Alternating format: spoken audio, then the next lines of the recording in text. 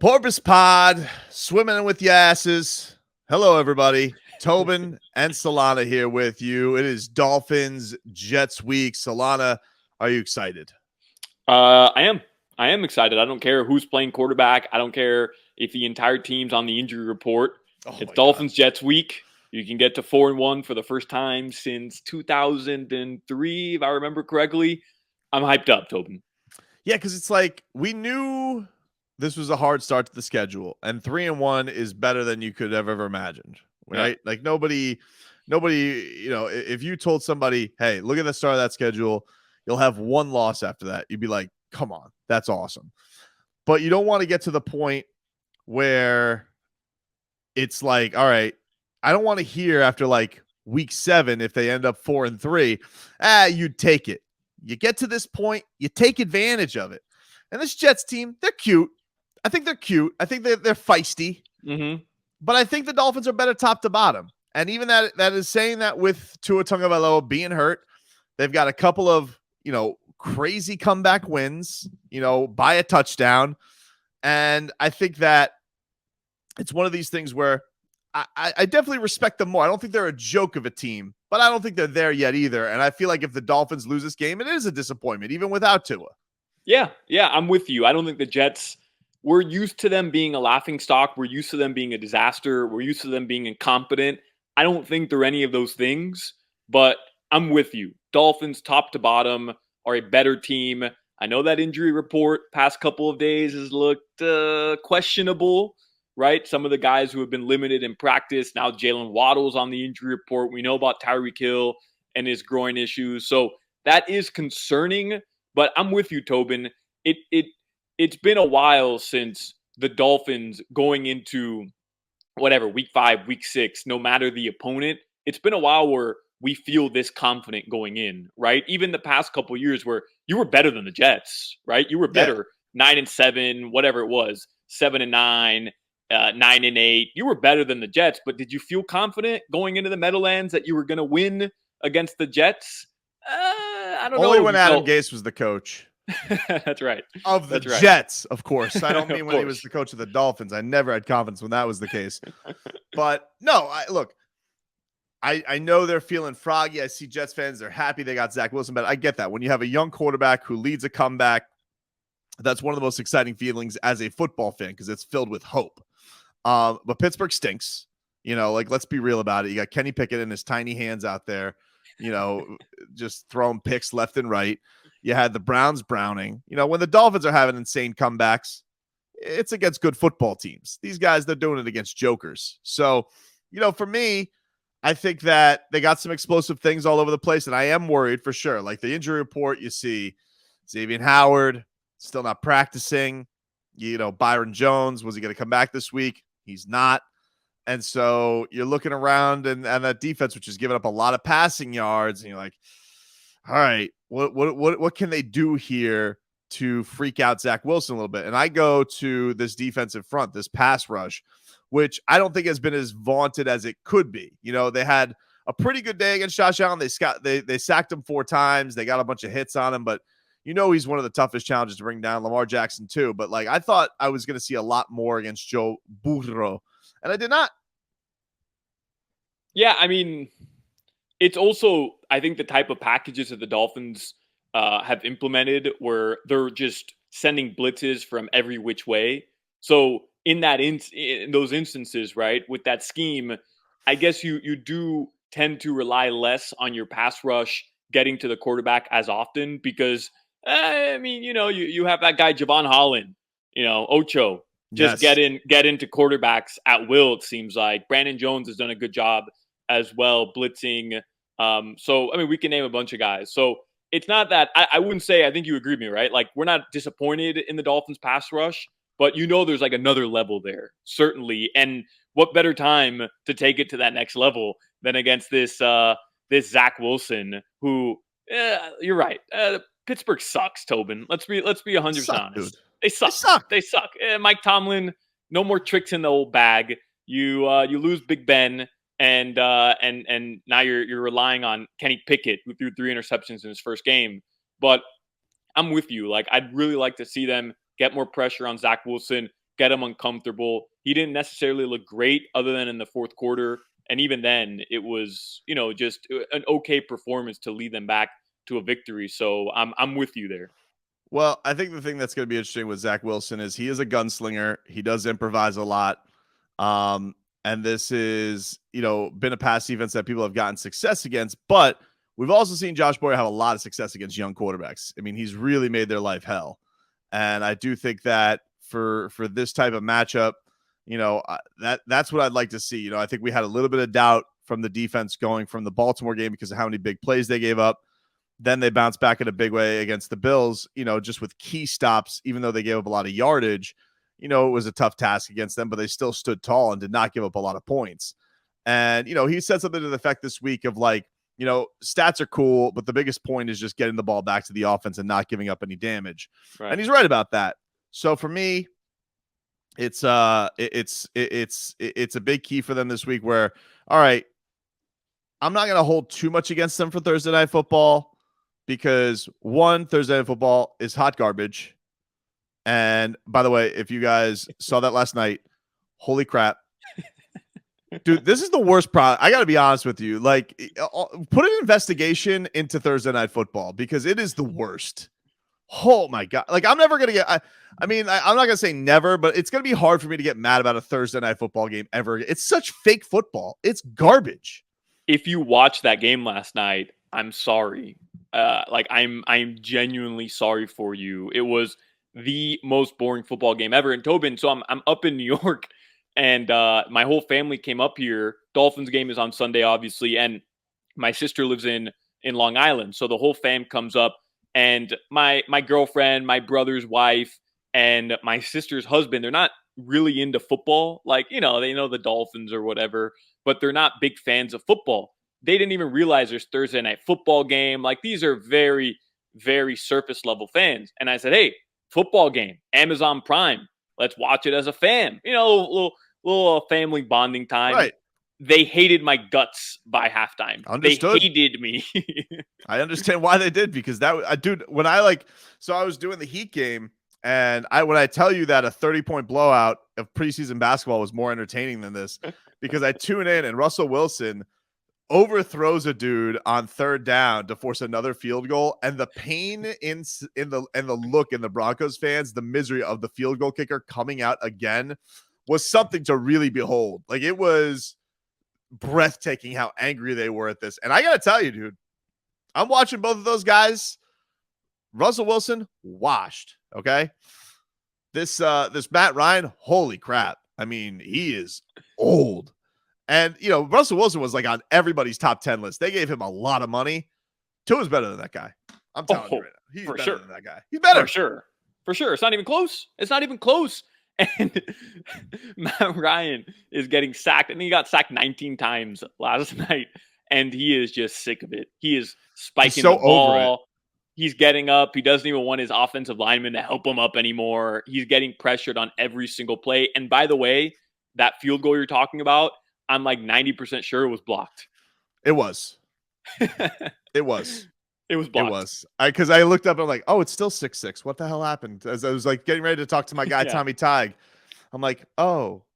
Because I was like going laptop to laptop. I was like, didn't kick that field goal. Didn't go through, huh? Well, I mean, Thursday Night Football, go to hell. I don't count that. In fact, I have now declared the Dolphins 3-0-1. All right? Not a true loss. Not a true loss, dude. I'm with it. We say in the Latino world, caquita. Thursday Night Football, caquita. Just enough already with the Thursday Night Football. Bro, such caquita. I'm telling you right now. You nailed it. You nailed it. I'm glad I did. All right. How confident are you with Teddy Bridgewater this week? Got him at QB. He's the sturdy vet. He's got his what are we doing with this nickname? I heard like this week on Dolphins Reddit, is Blur Brothers a thing? Like, apparently Baldinger's trying to make Blur Brothers a thing. I don't know how you feel about it. But I didn't hate it. Not that I liked it. I didn't hate it until I found out it was Brian Baldinger, who, by the way, Baldy does a great job. But is Baldy really the guy we want setting nicknames in 2022? I don't know. I don't Yeah. know. He does like as much as people love his Twitter account. I don't exactly quantify him as hip, but you never know where a good nickname comes from. Yeah. Yeah. That's a good point. To your initial question, though, as much as, as a leader of the Skylar Thompson brigade, as much as I would love to see old Skylar out there, I'm cool with Teddy. I think we saw a decent enough performance on Thursday Night Football. I get it, by the way, and we talked a little bit about it at the end of the last pod. He threw the interception. It was a bad throw. There's no way to justify that throw. If he waits 2 more seconds, he might get wide open, and it's a first down for the Dolphins, and they have a chance to go take the lead. But man, he instilled confidence in me at the very least that he can keep you afloat, right? Like you're not going to be treading water with your backup quarterback. If he goes out there, he plays mistake-free football, and hopefully the ball sticks to his glove. Teddy Two Gloves makes it happen. I can't see why he can't outplay Zach Wilson. Truthfully, right? Like it's not crazy to think Teddy Bridgewater can outplay Zach Wilson. No, I don't think it's crazy. The one thing I'm curious to see is like, is this a week where they can get the run game going?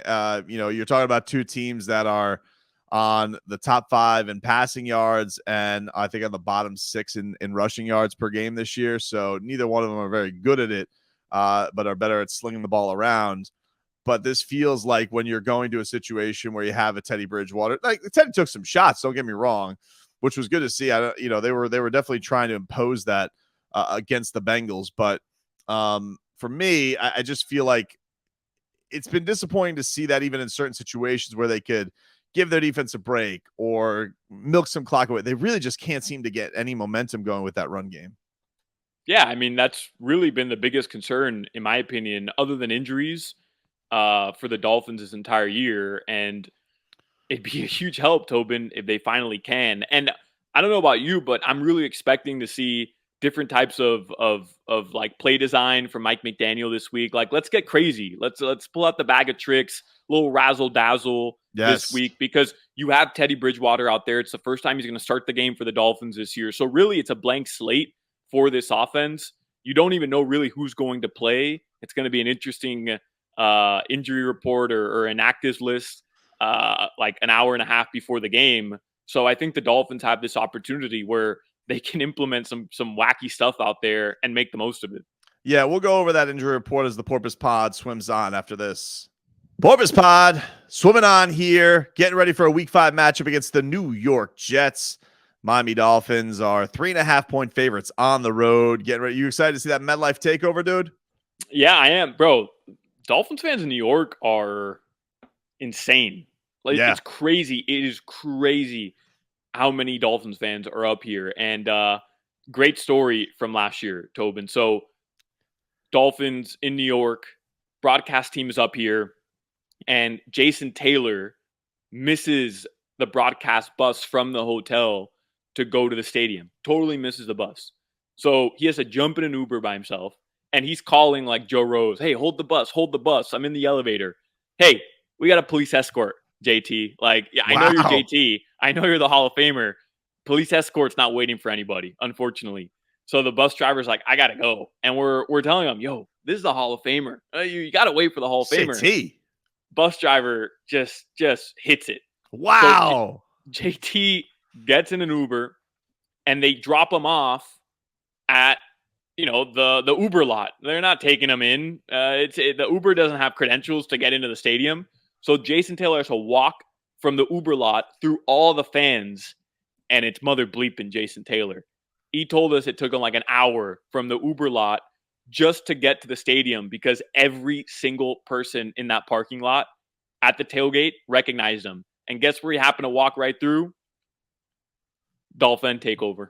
Wow. The MetLife takeover. So wait, so he was doing like Jason Taylor was stopping for selfies? I don't know if he was stopping. I mean, he's a professional, so he knew he had to get up to the booth to at least make it for when the broadcast starts, like 20 minutes before kickoff. But I just love the idea of Jason Taylor trying to blend in with the commoners as he's walking through the one place in the world where everybody would recognize him, a Dolphins Jets game in New York. I feel like Jason Taylor in that move, like if everybody wants a picture with him, he's just got to gather the Dolphin fans around, group picture, one shot. Like Mike One. McDaniel did with the media the first day. Just like once out, JT takes it, everybody, hey, y'all got me. I got to go. Yeah. I'm going to be late. Yeah. The That's JT, incredible. the JT selfie. Yeah. All right. So this injury report that came out on Thursday, I would say the most concerning thing for it is Tyreek Hill, because that's the first time he's been on the injury report this year. He was limited in practice with a quad injury. We haven't seen him on there so far. We know that he had cramps in one of the games. Jalen Waddle remains on there. He's still dealing with the groin. He was limited in practice. Xavier Howard did not practice. I don't know if that's a bubble wrap thing. I don't know what to read. Is that we know that he's not 100%, but they have had a lot of days off by the time they get to game day. Same thing with Teron Armstead. He doesn't really practice. And that's going to be Tobin. Let's be real. Teron Armstead's not going to practice this year. No. He's just not going to practice, and then he's going to go out there. He'll play like a stud because that's what he does. That is and what he does. I'm kind of feeling like Xavier Howard is getting that similar treatment. Pro Bowler. He's your best player on the defense. What's more important, Xavier Howard getting reps in practice versus River Craycraft, or Xavier Howard being healthy for game day? So that one's not too concerning, other than the fact that he's been banged up. I get it, and I understand some people were taking issue with the way, not that he got abused, but definitely the Bengals had their way with X on a couple plays. Sure. And I'm fine with him not playing if it means he's going to be ready on Sundays. Yeah, I mean, like, look, what you said it, dude. Like, what does the cornerback need to practice in tandem with anybody for? He has one job. He roves on the best receiver. Like, that's what he does. Like, there's no communication that needs. And look, he's playing hampered. I mean, it's so clear. Even just the idea that he's like, how many pick sixes has he? He's dropped like 2 pick sixes. I feel like he's dropped 4 interceptions. That's not Xavier Howard, dude. Like, he's a monster when it comes to getting the football. And so you just can tell he's not himself. So he is battling through some things. I give him props on that, but you need him out there. I mean, this is already a depleted secondary with you're playing undrafted rookies. And look, Caterco is playing great. Nick Needham's doing decent, but like, this is where you're at right now because Byron Jones doesn't look like he's coming back anytime soon. Yeah. Byron Jones. That one's weird to me too, Tobin, because man, it felt all off season. Not that the Dolphins were upfront about it, but it felt from Mike McDaniel and the defensive coaching staff kind of felt like he would be ready for week 1. And then, right before week 1, he's on the PUP list, and now he should be off, or he is off the PUP list, but he's still not ready. So that one is kind of weird to me. I kind of raise an eyebrow at it. Yeah, because I mean, do we know what it is? It's an Achilles. Is that what he got done? Like that some lower leg thing. They're not really right. Like, you never know how that stuff's going to heal. He's not a super young guy. And so like, some guys can bounce back from stuff, quickly. Like, some people are freaks like, James Robinson from the Jaguars came back from an Achilles injury. He's, amazing. But like some people, it takes a long time for you to bounce back on stuff like that. So I don't know what to make of Byron Jones, dude. Like there was talk that he wasn't going to come back with them because he was going to be a cap, a cap casualty. Right. And, then he gets the surgery, guarantee that money. So I don't know. I don't know what to make of that. I don't know if we can hold our breath that Byron Jones, because even if he does come back, I think he gets like 21 days to ramp up. It's not like he comes back and boom, he's ready to go. Boom, you're ready to go play. So I don't know. Maybe that's not something we can count on anytime soon. And probably not, but I will say it is a little concerning because as well as Cater who's played, Nick Needham, he's always going to be solid. Let's be real, Tobin. This defense is designed to have 2 dynamic cornerbacks on each side. Yeah. And how long can the Dolphins? Truthfully, I'm not hating on Cater, and Nick Needham, and obviously X. Like what you're going to get from him at some point in the season. Once he's healthy, he's going to be the most dynamic player on the field. But how long can the Dolphins survive with the depleted backfield, right? Like, it's tough. You want the guys that you brought in, and not having him out there, I'm just wondering at some point it's going to be an issue. And it hasn't been yet, but at some point, it will be. Yeah, and to that end, like it's not as much as we say the schedule is softening up, and I guess theoretically it is. Like, the Jets are more explosive. Vikings have a ton of weapons. The Lions have the number one offense in the league right now, crazy enough.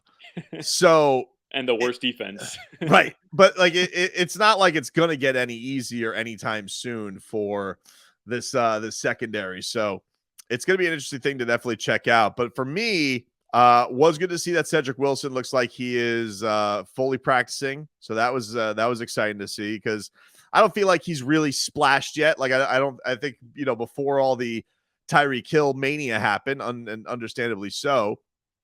People were excited to see what Cedric Wilson was going to bring to the table. I don't think we've really felt that impact quite yet.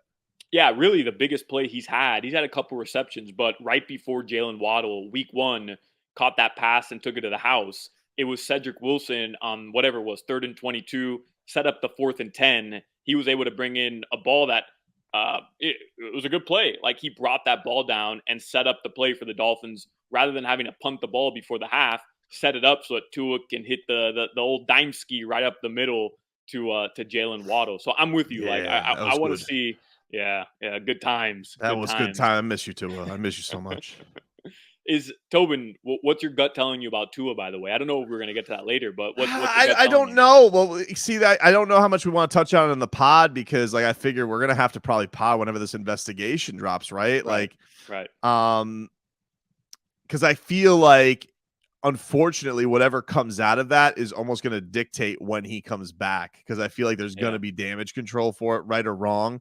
Although I thought Jalen Ramsey made a good point. It's funny hearing the stars of this league talk about it, and they're all young and on top of the world, so they don't have this feeling like it is ever going to hurt. And also, he plays cornerback. I don't know how many cornerbacks have ever been mired with CTE or anything like that. But, Jalen Ramsey made an interesting point about like T. Higgins. Same thing happened to him going to that Thursday night game where he had the concussion. He goes, yeah, but he balled out. Like, he killed in that game and nobody's talking about it. And I thought that was a good point. And then Joe Burrow, he comes out on Colin Cowherd's show and he's like, oh yeah, I've like forgotten half of games, but them's the breaks. Like, that's what I signed up for, which is a really real thing to say. But, I don't know how that plays into, this getting CNN coverage and ABC coverage and all that, because yes, football is barbaric and we lie to ourselves about what they're actually doing out there. And we're okay with them going and playing a football game on 3 days notice. Wolf Blitzer was doing around the clock coverage on Tua Tagovailoa. He really was. It's crazy. He was. I was like, really? All right. Wolf Blitzer. Here he is. And you're right, by the way. We'll definitely pod as soon as the investigation, all the details are released. But from what we're seeing, the most recent reports from the time you and I are recording this, there seems to be a disagreement between the NFL and the NFLPA, which isn't a surprise. So it's going to be really interesting to see what comes from this. I just want to know, what is the Dolphins' punishment here? Like, you're going to have another first. You're going to have to tell me, like, I'm serious about this. I'm going to have to see Tua wobbling like this, Mike McDaniel saying thumbs up, he's good, and they throw the helmet on him and push him out the door for me to like say, oh, anybody in the Dolphins needs to lose their job. I'm going to need to see that for this to be the case, because otherwise I really don't know what you want to happen, because you're all telling me you fired somebody who you guys had the right to, because you said he didn't do his job. That guy doesn't work for the Dolphins. So I don't know what the team is supposed to do. And then are you supposed to blame the player and the coach because the coach should have not believed his player that he wanted to go out there and play? I really am upset by what happened, because I wanted, I would never want to see what happened to Tua happen. And, I think the biggest reason what happened is the fact that he had to play a football game in 3 days and he wasn't all the way healthy, back, head, ankle, whatever the hell it was.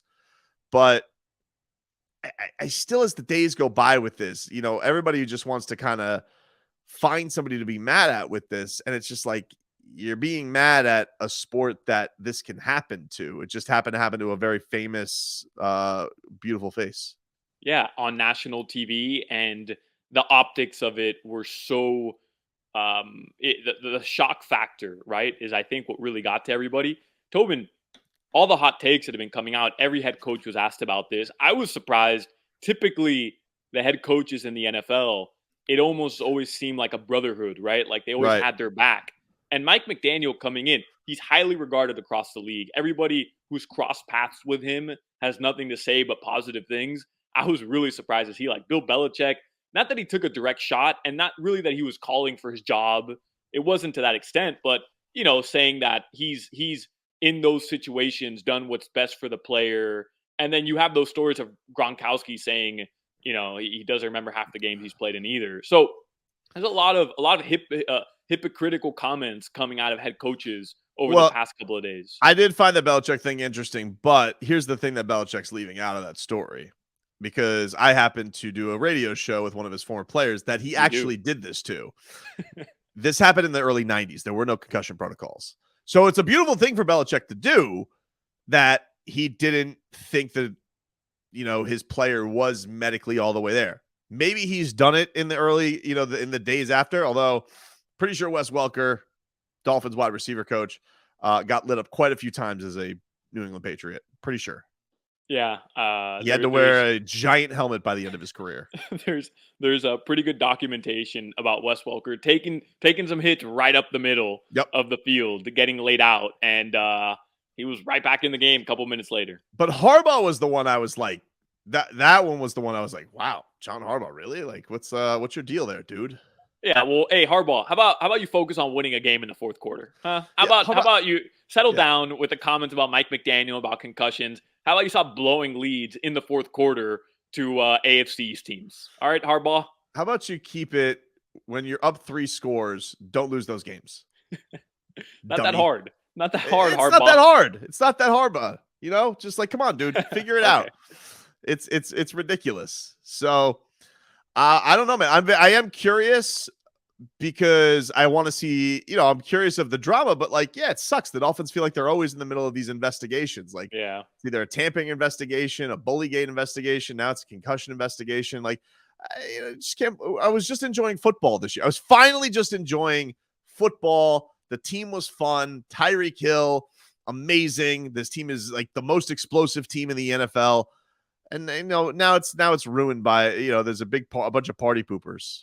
Yeah, it's a big cloud over the team now. You're right. The Dolphins always seem to be in the national spotlight for the wrong reasons. And finally, that changed this year. Finally, they were in the national spotlight, maybe again for the wrong reasons because everybody was doubting Tua. But once he proved them wrong in weeks 1, 2, and 3, that changed. The discourse changed. All the talk, all the dialogue was positive. Tua is making the most of this. Mike McDaniel, he's kind of found a way to maximize Tua. Obviously, Tyreek Hill, Jalen Waddle. What Baldy call them? The Blur Brothers? The Blur Brothers. I don't hate it, Tobin. I don't hate it. So you're coming around on it. You're coming around on it. I don't hate it. Because I saw in an article on they were like, and they're calling them the Blur Brothers. And I'm like, they are? I was very confused. And I looked up Waddle Blur Brothers. And the guy I saw was Baldy. I was like, so this person just kind of ran with a Baldy, whoever's running for USA Today Dolphins, just kind of ran with it. Good for them. Safadine? It wasn't Safadine. No, it wasn't. It was their blog, whoever their blogger is. Because I think Safad's their national guy. But right. I was looking, I was like, they are calling them the Blur Brothers? I wasn't aware. I must have missed that one. What is your prediction for this week, my friend? What do you have? Dolphins, Jets, week 5. What do you think goes down? Yeah, I'm gonna say low scoring game. Not like the trash we saw last night on Thursday Night Football. Low scoring. Let's pray for anything but that. But Tobin, let's be 100% honest about this Dolphins offense. As great as they've been, as electrifying as they've been, other than that fourth quarter against Baltimore, they haven't really been putting up points like one of the most electrifying teams in the NFL. Right? I've seen a lot of people say that, and I do think it is fair. Can't take away a fourth quarter, right? You can't just take away 4 touchdowns in a quarter and say, what else have they done? I don't think that's fair either. But now you add the element of a lot of players are banged up. You add the element of Tua not playing. Teddy Bridgewater's in for the first time. You're on the road. New York, hyped up. They feel like they've got something now. Robert Saleh, he's never been happier, and he feels so grateful that his team's not 0-4 because he was telling all the reporters he's taking receipts. notes. He's got got the receipts. receipts. So the Jets are coming in, on their high horse. That's fine. But good old-fashioned Jets-Dolphins matchup, low scoring, in the 20s, in the teens. Dolphins pull it out. The more experienced team, they've got the veterans, they've got the better playmakers. I think it comes down at the end, and very long-winded there, but I got the Dolphins by 6 points, baby. Wow. All right. I'm with you. I don't think it's going to be a high-scoring game either, but I don't know. For me, whatever reason, I think it's going to be I think they're going to embarrass the Jets on defense. I feel like this is a defense embarrasses Zach Wilson, brings him to earth type of day. I'm thinking like 21-10. Even with a pick six in there. I'm feeling pick six, snowman, does something dynamic, and Zach Wilson's, looking for his favorite MILF. I don't know. That's what I feel like it's going to go down. I feel like they handle the Jets, but I'm with you. I don't think it's a very high scoring game either. Yeah. I hope there's a lot of MILFs from Miami coming up to the Meadowlands. Make things as hard as possible. Just gotta distract them, dude. You gotta do whatever you can. MILFs unite out there, all right? Dolphin MILFs, you do what you do. Distract Zach Wilson, all right? Do it for the team. That's our Porpoise Pod, everybody. We will talk to you the next time.